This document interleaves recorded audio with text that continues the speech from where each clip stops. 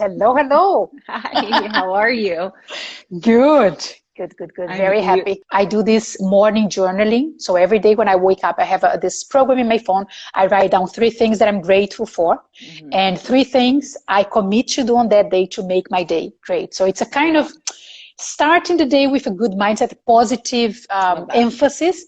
And I know I keep in mind the things that I should do or I want to do. It's more not should, it's more about what I want to do to make Right. that day great.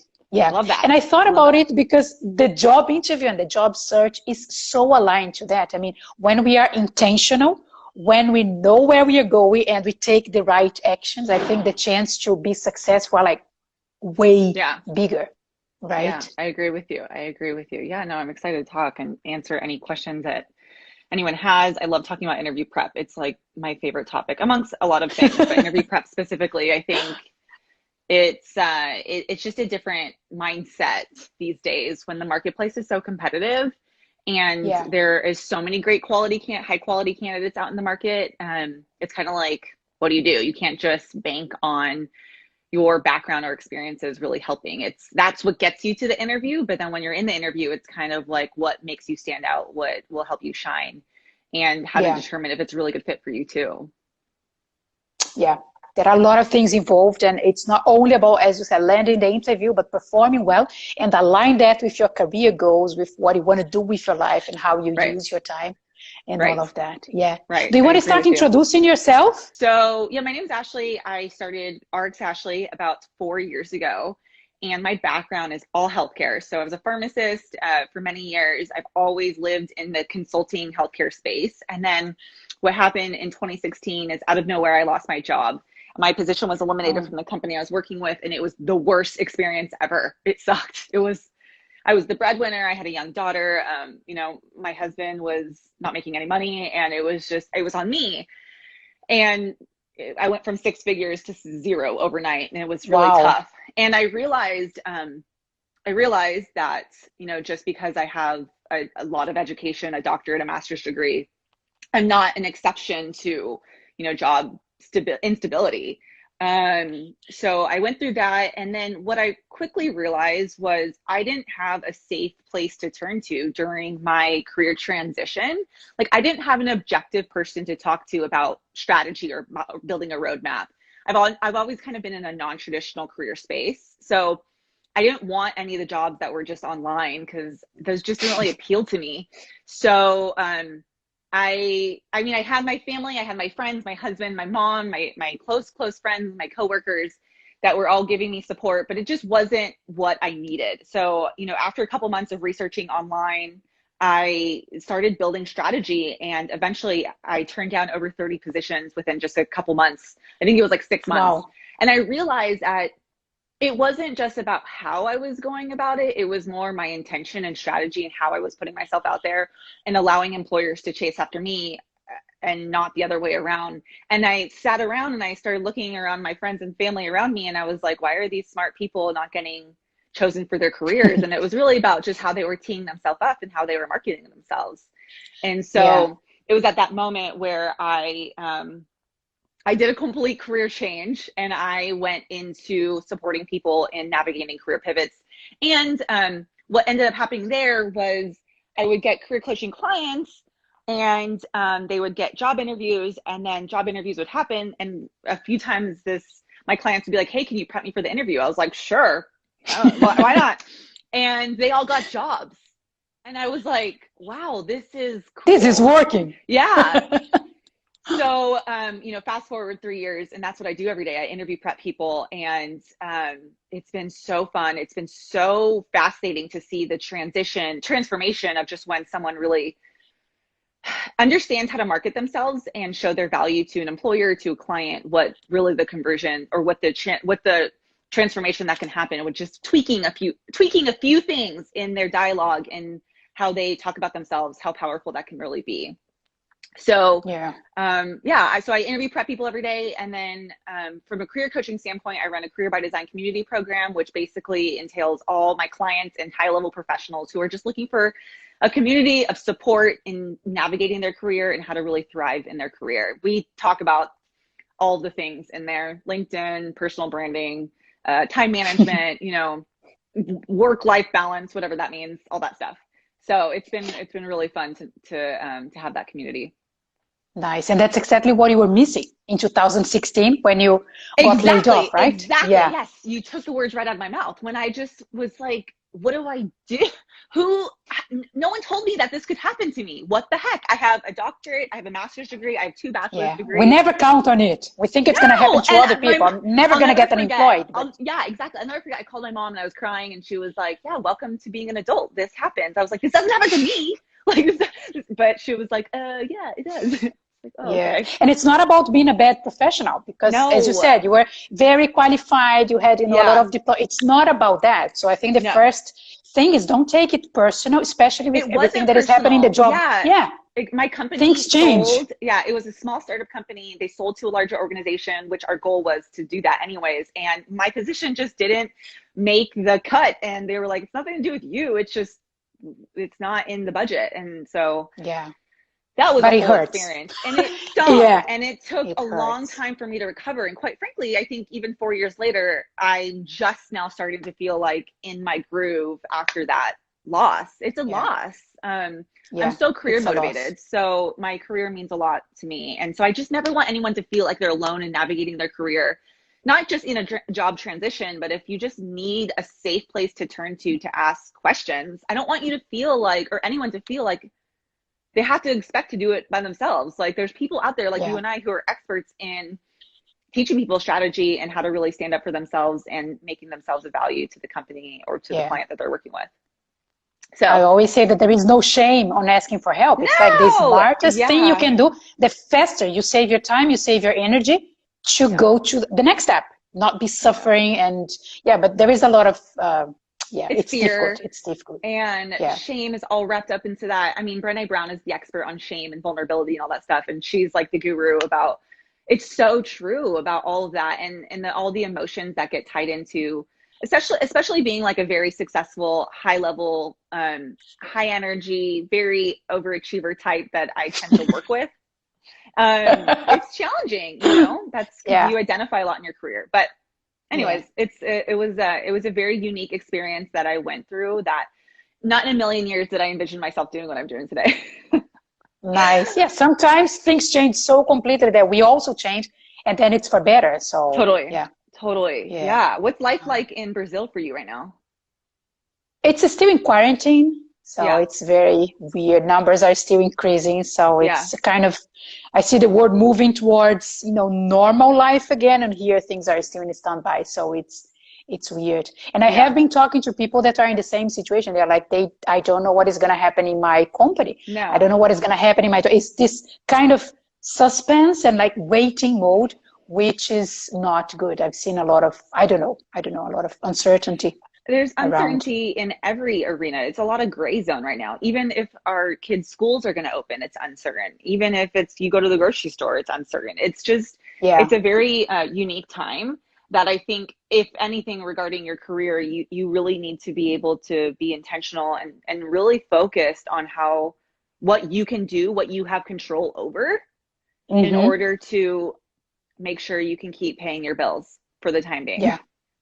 Because a lot of things we cannot control. So it's definitely time to focus on the few maybe that we can and that are going to make a difference. Yeah. I think one of those is knowing our why. And I know you mentioned that several times. This morning I was doing a session with a client talking about LinkedIn. And before we started, the first thing I asked her was like, which is your why? Why do you want to use LinkedIn? Which is your purpose? So I ask this question also a lot, like, why and how do you use that? How is the importance that you see for why is so important in this process? Well, it just grounds you. I think it keeps you going. It really reminds you of why you're doing the things that you're doing, because some of it is uncomfortable. Some of it's just, if you're learning new strategies, if you're putting yourself out there for the first time, if you're interviewing, for the first time in 10 years or 20 years, you have to understand what's the deep seated purpose and intention of why you're doing the things that you're doing. Why are you having this difficult conversation? Why did you choose to have kids? Why do you have crazy dogs? Like, why, as long as you can remember, get you back to kind of the roots of what you're doing, I think it's so, it allows you to be more intentional with how you spend your energy and spend your time, and gets you more, more clarity on, you know, getting back to who you really are. Yeah. Yeah. I see a lot of people lost in their career, not lost, but like it's kind of automatic mode. You know, like I have been working for so many years in this job, in this area, so I don't really think if I still like it or if it's time for a change, until sometimes something external like the pandemic happened, and then it shakes everything, and then I have to rethink. But I see a lot of people in automatic mode, and they are not really connected. Well, I don't believe in job security anymore. After I got the rug pulled out from underneath me, I just feel like no matter who you are, no matter what job you're in, job security is challenging. It's not happening. Yeah. I don't know if it's not. I hate to be negative, Nancy, right? That's not what I want to be. I mean, I'm not that person. I'm not a negative person. I tend to be more of an optimist, if anything. And, but the truth is I just don't feel like anyone owes you anything. Like an employer doesn't have to keep you if you're not showing your value, or if there's just no business, you know, ROI in you. There's no return of investment in you. So you have to be nimble and be willing to do the things that need the fixing. There needs to be a problem that you're always solving and continuously solving, or else, I mean, clients aren't going to come back to me if I'm not helping them solve their problems. So I always, maybe I'm a little too sensitive to that because I have lost my job. And so I'm always telling clients, like, you know, I wouldn't bank on just you being in the job. You have to. It's not enough. Unfortunately, it's not in today's competitive marketplace, because there's so many qualified candidates in the market who could just step in for you. It has to be a little bit more. And I hate saying that because it makes me feel uncomfortable, because it's weird to the ear of the listener, I think, because it might be the first time someone said that. But I have found the people that go into professions for job security are not in the right profession. They just want the stability. They just want a paycheck. And it's like, I mean, they don't mind working, but they just want to go to work and have a paycheck. And I just don't know if that's enough these days. Yeah. Well, the market is showing that it's not, because the jobs are more and more unstable and lasting less.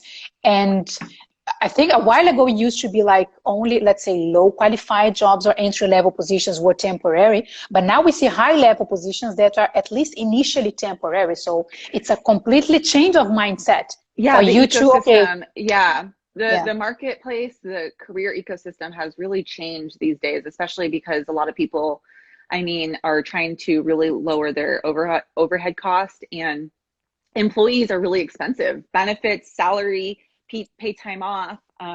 That's very expensive. All the taxes. Yeah. And if you can eliminate that as an employer, I mean, why wouldn't you? Especially if it's just for like a short project. So 1099s are really, so how do you guys in Brazil how does that work? Like contractors and. I'm not very into the Brazilian market, actually. I was living in Europe for the past 16 years. So I'm here just during the pandemic. So I can tell you much about the legal hiring process and all of that. Traveler. I love it. Yeah. Okay. Yeah, I was in Bali when the pandemic started. Is that the same for everywhere, you think? In Europe, at least, yes. Contracts are going more temporary, and because it's cheaper. And because you don't commit in advance, you don't give this, I think that's what you said, like this feeling of safety and that you are done already.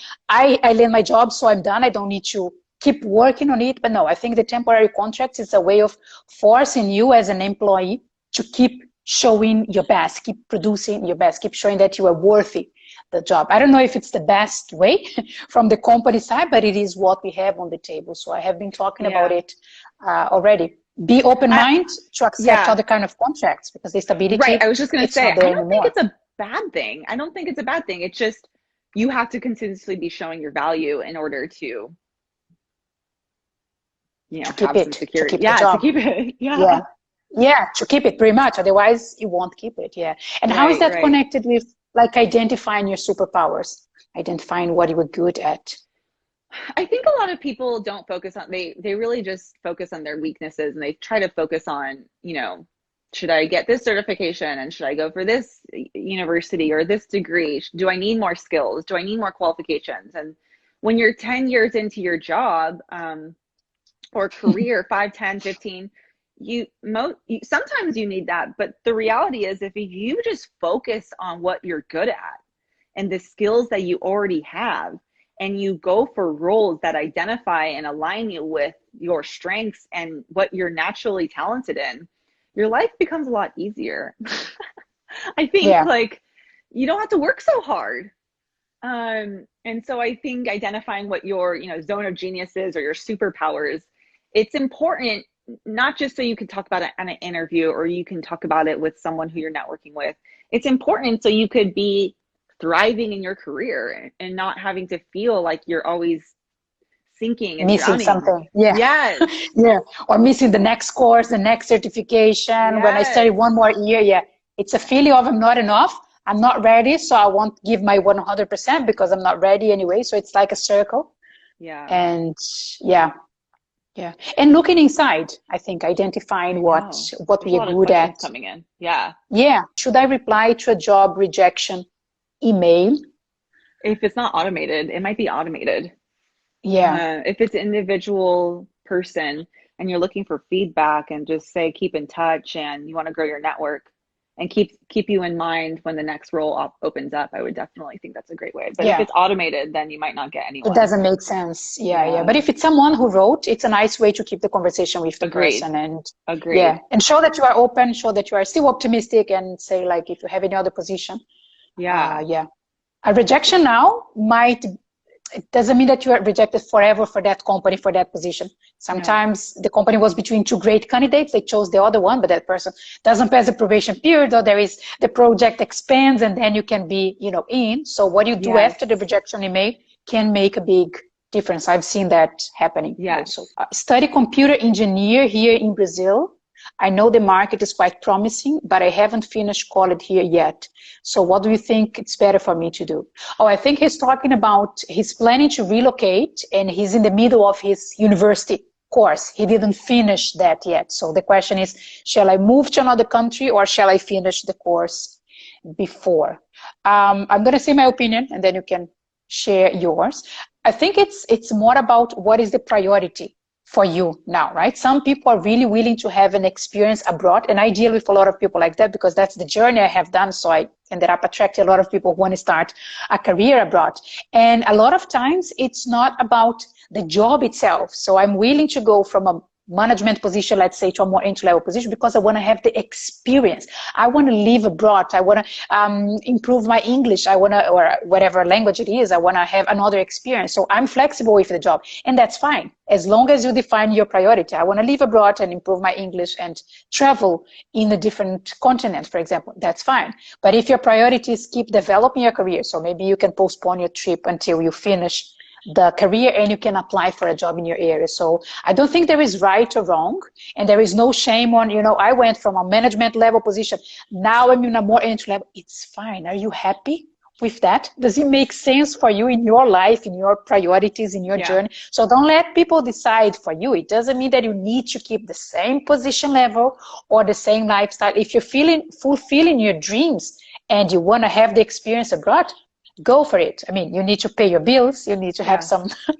cushion for that. So you probably need to work somewhere, unless you have some savings and you're like, no, it's just a 6 months experience. It's like a sabbatical period, which is also fine. So I think there are so many possibilities. There is no right or wrong, and each person will need to evaluate what is the priority for them. Yeah, I totally agree with you. I mean, if I could add just one thing, I mean, during COVID right now, talking about current moment, I mean, I don't really know a lot of things that you could go travel to. Could totally, maybe it's not the best.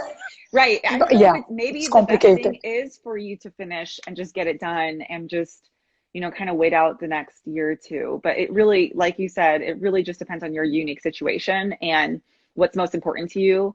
But I could tell you, if you can go to university online and do your travels, then maybe that's an idea. But maybe combine both things at the same time. But we have to consider the situation. Yeah, maybe it's not the best moment to travel right now. Pandemic, right? That I know California is a hot spot, so I can speak to what's going on here. I mean, not a lot of travel is going on here, so and in several parts of the world too. So it's also considering not only my dream, but how my dream fit in the reality of the job market, because otherwise I get frustrated because I'm not getting as many job offers as I thought it was going to happen. But hey, consider the situation, be realistic. It's not only here. We need to look around and adjust. And we need to build building blocks to get to the dream job. So it's like a step-by-step. I think a lot of people, you know, we have these ideas, this vision of dream jobs and dream businesses and this vision. And what we don't think about is sometimes we neglect is what it takes to get to there and stepping stones. As long as you're taking roles that'll close baby step positions to keep you going in that direction, I think that you should be measuring your progress. Definitely. Not necessarily the quickness or the speed, but are you taking steps that align strategically and intentionally that will get you to the overall goal?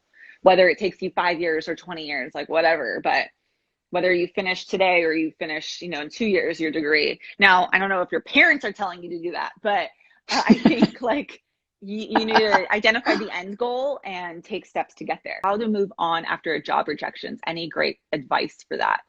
Yeah, I mean, I think it's, so there's a lot of, and I can answer and then, you know, Juliana can answer.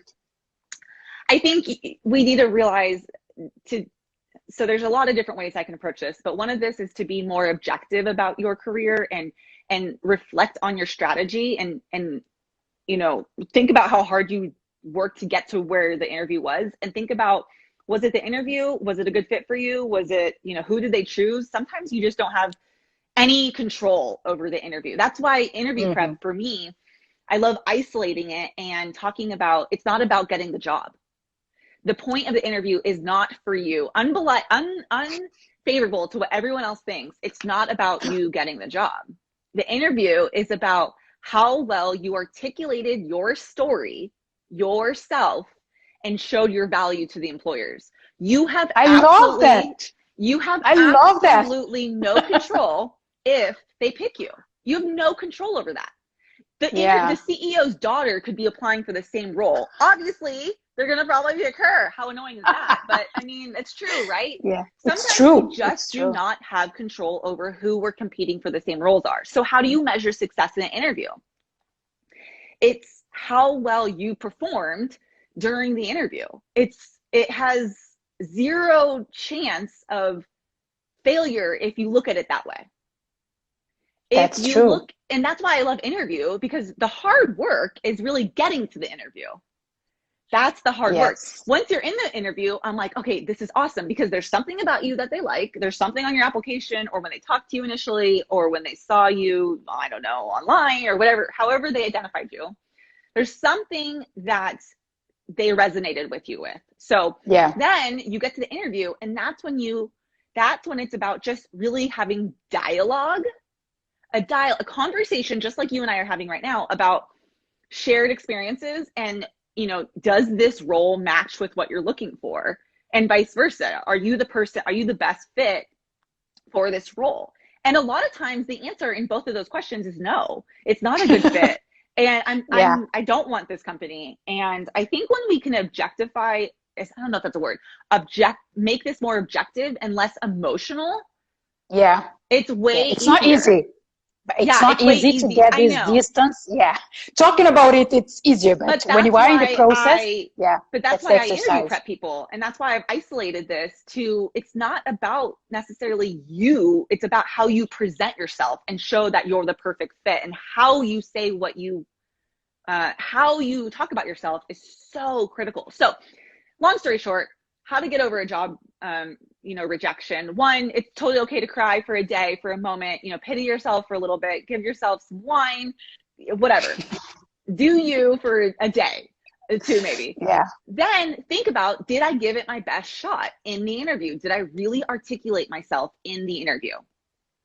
If I did, then awesome. I just wasn't a good fit. I'm going to move on. I'm going to tweak some things next time. Third, if if you didn't, what are things that you can do next time to help you really stand out in the marketplace? And I think a lot of times it's really getting someone else to help you articulate yourself better during an interview. And that's what I do every day. And that's why I think it's so important. You no longer wing it. You don't wing interviews.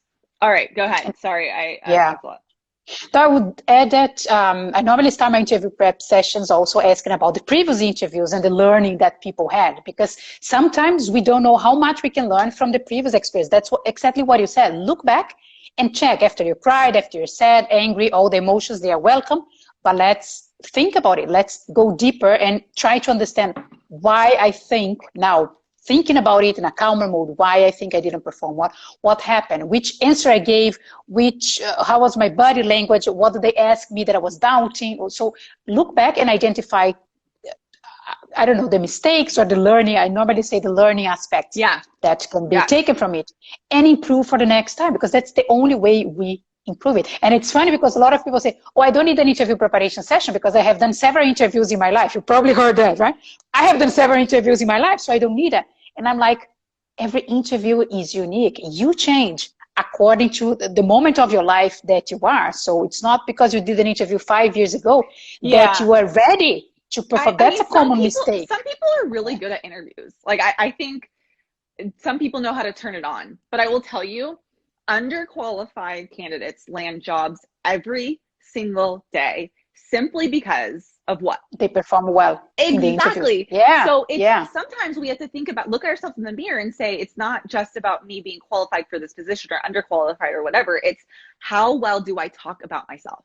Yes. How well do I allow other people to come inside and let them view my story and let them understand why I am the way I am and why I'm the perfect fit for the role? Yeah, I worked as a recruiter for many years, and I have seen that happening in front of my eyes. So you read the curriculum, and I was like, wow, I'm impressed with this candidate. Like, this is the perfect guy, amazing. And then when I had the person in front of me, when I had, or Skype, whatever, Skype at that time, I was like, am I talking to the same person? Like, the person lost so much power. I was so disappointed. I was bored. Why I do what I, talk about getting your why. This is why I do what I do. Because I'm tired of seeing friends, family, colleagues, you name it, get passed up for jobs that they're qualified for simply because they don't know how to talk about themselves or they don't understand the art of the humble brag. That's what I call it. You have to learn the art of the humble brag in talking about yourself. And it's so, even when I go on interviews like podcasts or, speaking engagements, whatever, I still get nervous and I interview people every day. Being nervous means you care. Being nervous is okay. It's not about being nervous. That's expected. It's about how you really rise above that. Yeah. And again, talk about your experience. And I'm telling you, it's what personally drives me to get more qualified candidates into these competitive positions. It's because it's ridiculous to see how many bad leaders we have just simply because they can talk about themselves and they're good at it. So you can't blame them, Talking about bad leaders, a real example that happened to me today, and my friend is on the live, so she can confirm that if she wants. But anyway, she texted me on Instagram and said, Juliana, I had an interview. I think it was yesterday. She told me today. I had an interview for a remote position in Germany, and it was a 15-minute interview. There was the manager and another girl there. And can you believe, Juliana, that the guy didn't look at me in the camera. He didn't look into my eyes. So he was like looking down all the time for 15 minutes. And then at the very end of the interview, he looked at her and asked, do you have any further question? And it was today. She's just typing out. It was today. So she was also thinking that she maybe misunderstood the situation because of the angle of the camera. Maybe he was looking at her. She was optimistic, But at the very end, when he raised his eyes and looked, finally, after 50 minutes of interview, he looked through the camera, at the camera. It was the first time he was eye connecting with her. And then she texted me and she was between angry and surprised and disappointed and all of that. And she was like, I don't know if they're going to choose me or not. I was like, stop there. It's not about them anymore. It's about you feeling treated as a human being, respected, because you dedicated 50 minutes of your time to this fucking interview.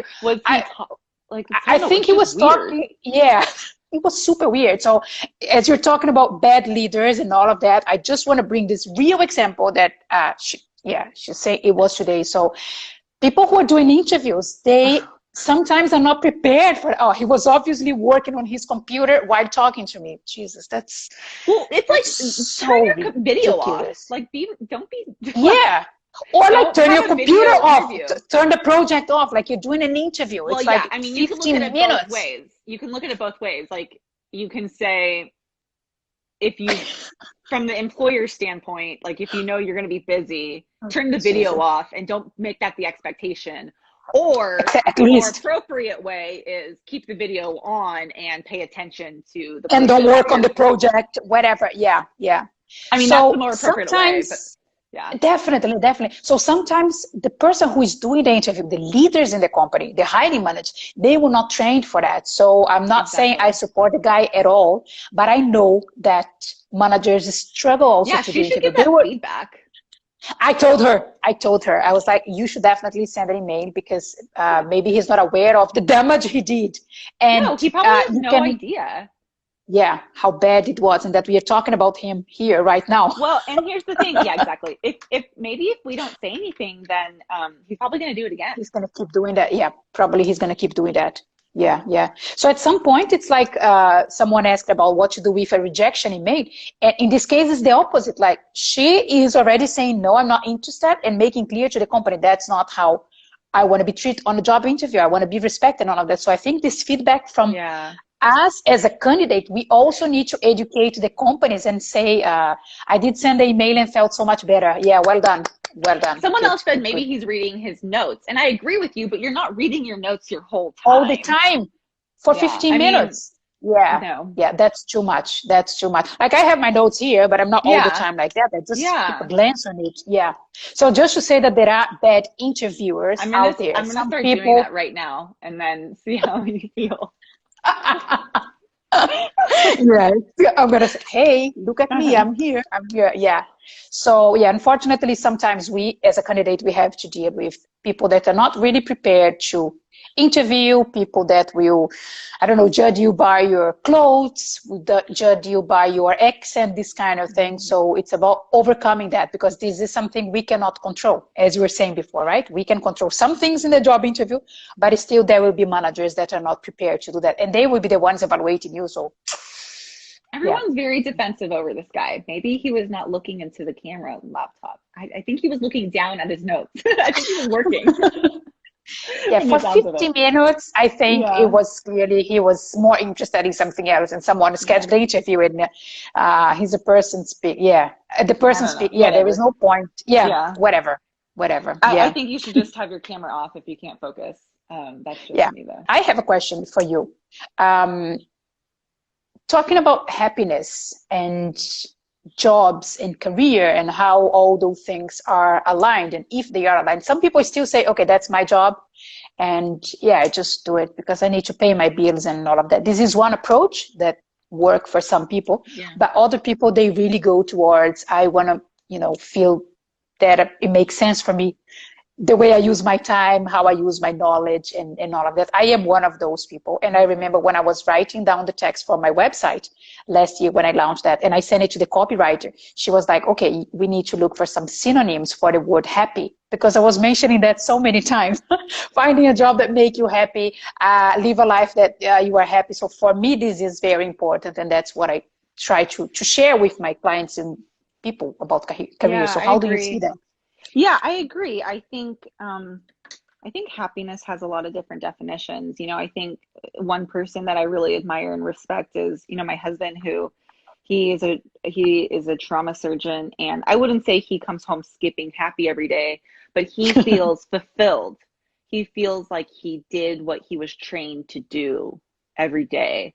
And I think I agree with him. When I do an interview prep session, or when I do fun things like this, with really interesting, fascinating women like you, I feel fulfilled when my clients land jobs.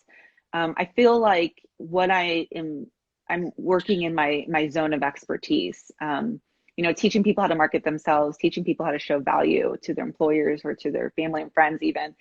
I feel very good about the high quality of work I'm doing. I'm working a lot, but I feel like I'm working every day. It's aligned. Not all of it is fun. Not all of it is I'm skipping around talking about, you know, how much, all the money and all that stuff. It's not about that per se. It's happiness, I think, is really judged on how you feel when you leave work every day. And I think you have to look at it holistically, as if it makes sense for the season of life you're in. Because 10 years ago, I didn't have a baby. I didn't know where I was going to be living. I wasn't single, but I was kind of single. I just was in a completely different phase. So I was working 60, 80 hours a week, and I was traveling all the time, and I was able to jump on a plane whenever. And that phase of my life has completely transitioned away from that, where I could just leave whenever.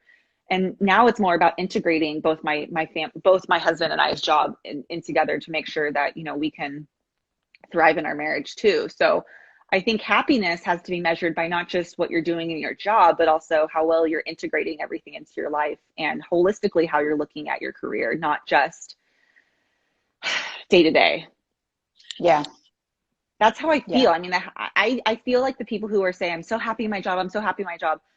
I'm like, is that real? Like, how can you be happy, like skipping every single day? Time. That's great. Like, but the people who I see thriving in their career and who feel like they're really living in their purpose and walking in their purpose aren't skipping home saying how great their career is. And they're just feel really whole themselves.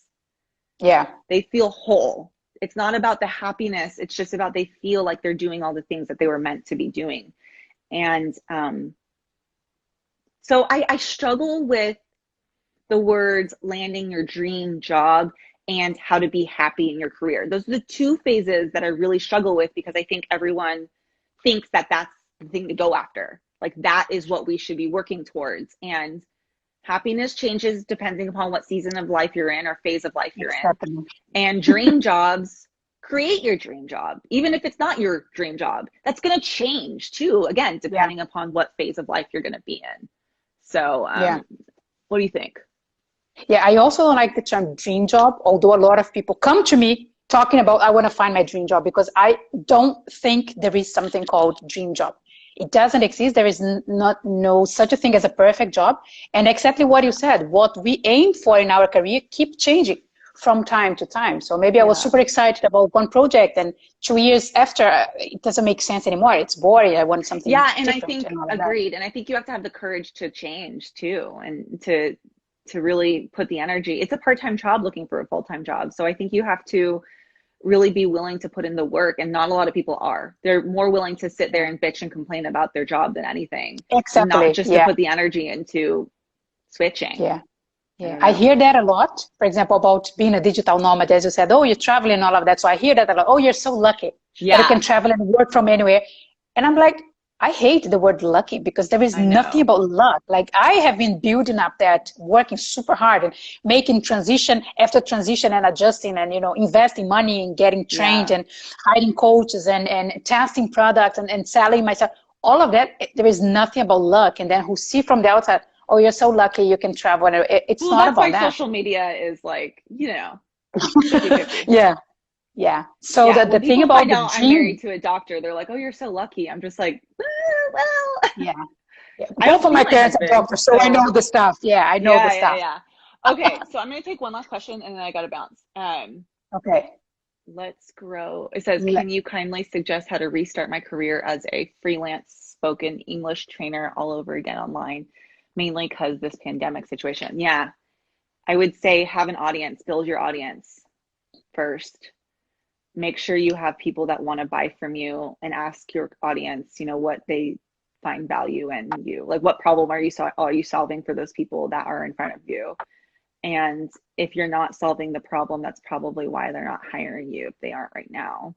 So using your transferable skills and building an online business requires a lot of time. It takes time. It does. So if you're looking for something that's immediate, try joining, a community or people, a company that can immediately fill you up financially. And then slowly, while you're doing that, I would say build your audience and build the people who see you as the expert, as the go-to person. But the problem with that, again, is it just takes time. And I think a lot of people just want it to be instantaneous. What do you Immediate think? Yeah. answers. Yeah, yeah. I think it's a tendency. So a lot of people will do that from the not online world to the online world, because that's going to be the solution for a lot of us. So just understand that it takes some time, but I think it's the way to go. Definitely. Yeah, I It agree. is going to be promising, and it's definitely the best option right now, but I still see it as the best option in the future. And whatever nothing, yeah, profession nothing you're in. stops. Yeah. Yeah, nothing stops him from, or her, I don't know, from in the future, keep the online business and still go back to schools. It's not one thing or the other. It's just like the online is the way to go now, and you can keep that forever or for 5 years, but you can combine in 1 year maybe with the physical class. I think it's opening one new door, not closing the other door. I agree with you. I love this conversation. Thank you so much for having me. I appreciate it. I'm loving that. Yeah, yeah. And the thing about going back to the dream job, and it is connected to this question, like how to do this transition, how to do that. What can you say, Ashlee, for people that they know already that they are not happy with what they are doing, or maybe they were happy, but the situation, the pandemic and all of that changed suddenly like that, the plan. So what can you say about this career transition from a situation that I'm not happy to something, not my dream job, but something that I'm happier, that I'm enjoying in the process? Yes, I love that. Okay.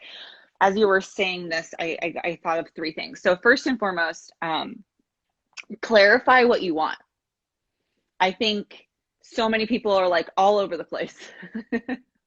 They're struggling with the overwhelm. That's what I'm going to talk about on my Instagram live. I don't know if you got my email this morning, but I woke up to all these texts and these Facebook messages and emails from friends, clients, everyone just being like super overwhelmed right now.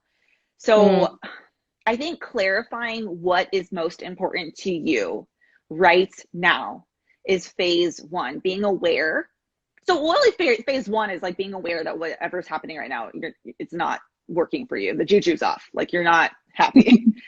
Number two is really like clarifying what you do want. And then number three is like really committing to a plan and committing to a strategy.